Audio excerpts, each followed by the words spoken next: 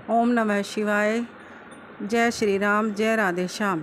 आज मैं आपको श्रावण महात्म्य का 12वां अध्याय सुनाना चाहती हूँ, जिसमें तृतीया व्रत शुक्ल पक्ष का उसके बारे में बताया गया है।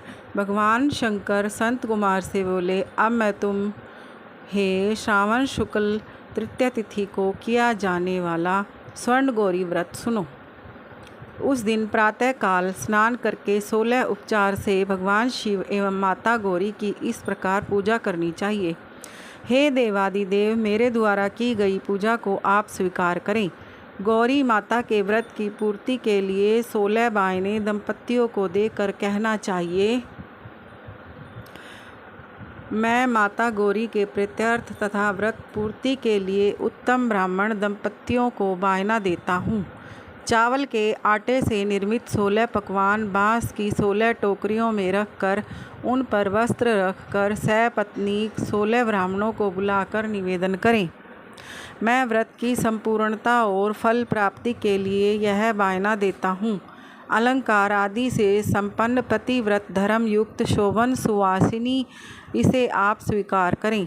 इस प्रकार 16, 8, 4 या 1 वर्ष करके उद्यापन करना चाहिए। पूजा की समाप्ति पर कथा श्रवण कर व्यास जी का पूजन करना चाहिए। संत कुमार भगवान शंकर से बोले, हे प्रभु, इस व्रत को सबसे पहले किसने किया? इसका क्या महात्म्य है? उद्यापन की विधि क्या है? इससे जानने की मेरी तीव्र उत्कंठा है। भगवान भोलेनाथ ने कहा, हे ब्रह्मापुत्र संत कुमार, मैं तुम्हारी जिज्ञासा अवश्य पूरी करूँगा। प्राचीन काल में सरस्वती नदी के तट पर सुविला महानगरी थी। उसके राजा का नाम चंद्रप्रभा था। उसके महादेवी और विशाला नाम की 2 रूप और लावण्य युक्त पत्नियां थीं। राजा चंद्रप्रभा महादेवी रानी को अधिक प्यार करता था। राजा उस पर अपनी जान छिड़कता था। एक दिन राजा शिकार खेलने के लिए वन में गया। वहाँ उसने शार्दूल, सिंह, 12 अरना, भैंसे, हाथी आदि का शिकार किया। अब राजा को प्यास व्याकुल करने लगी। राजा वन में पानी के लिए इधर उधर घूमने लगा। घूमते हुए वह एक तालाब पर पहुंचा। उसने तालाब के जल से अपनी प्यास बुझाई। पानी पीने के बाद राजा ने इधर उधर देखा तो उसने देखा कि तालाब के किनारे कुछ अप्सराएं गौरी की पूजा कर रही हैं। राजा ने उनसे पूछा, आप किसकी पूजा कर रही हैं?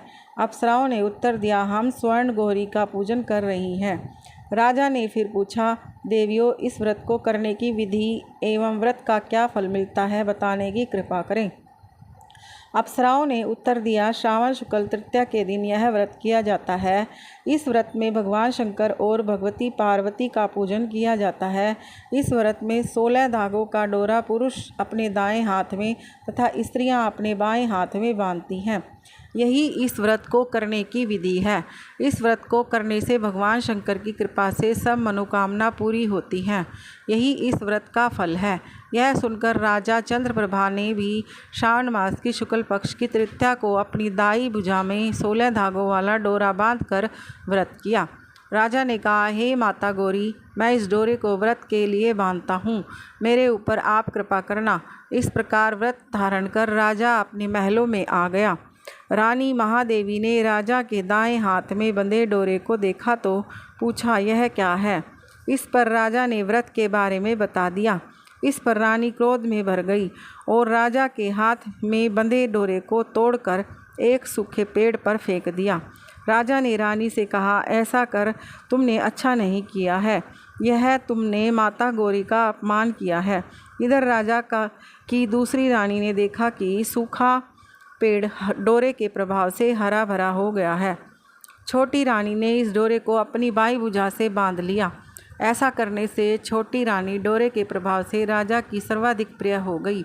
इधर बड़ी रानी का व्रत का अपमान करने से राजा द्वारा त्याग देने के कारण दुखी होकर वन में चली गई। वन में वह महादेवी का ध्यान कर पवित्र मुनियों के आश्रमों में ठहरी, परंतु मुनियों ने उसे देखकर कहा, अरे पिशाचनी, यहाँ से चली जा।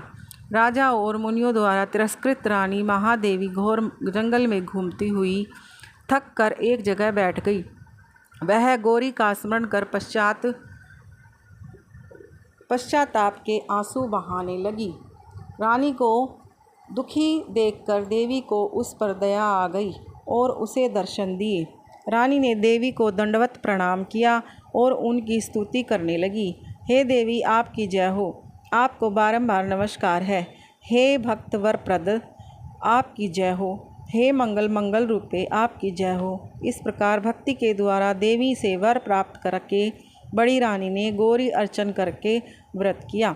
व्रत के प्रभाव से राजा बड़ी रानी महादेवी को वनों से महलों में ले आया। देवी के प्रसाद से राजा तथा उनकी दोनों रानियां सब इच्छाएं पूर्ण हुई। दोनों रानियों सहित राजा संपूर्ण राज्य का उपभोग कर समृद्धिशाली हो गया।